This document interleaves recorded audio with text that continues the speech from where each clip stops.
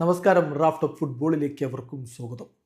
Florentino പെരസുമായുള്ള കൂടിക്കാഴ്ചയിൽ നിങ്ങൾ എന്താണ് സംസാരിച്ചത്?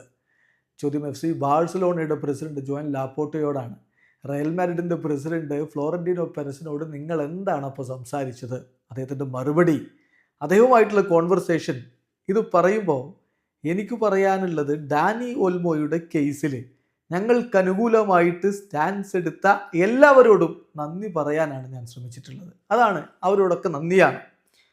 നോക്കുക, വളരെ കൃത്യമായിട്ട് റയൽ മാഡ്രിഡ് അടക്കമുള്ളവർ നമ്മുടെ വിഷയം എന്താണ്, പ്രശ്നം എന്താണ് എന്നും മനസ്സിലാക്കി നല്ല രൂപത്തിൽ അവർ സ്റ്റാൻഡ് എടുത്തു.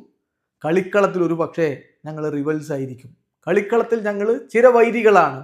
ബട്ട് ഓഫ് ദി പിച്ച് അങ്ങനെയല്ല.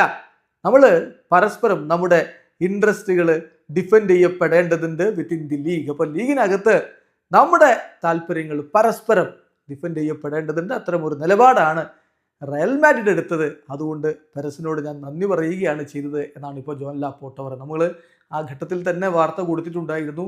റയൽ മാഡ്രിഡൊക്കെ ഡാനി ഓൽമോയുടെയും പാവോ വിക്ടറുടെയും കേസിൽ ബാഴ്സലോണയ്ക്ക് അനുകൂലമായിട്ടുള്ള നിലപാടാണ് എടുത്തത്.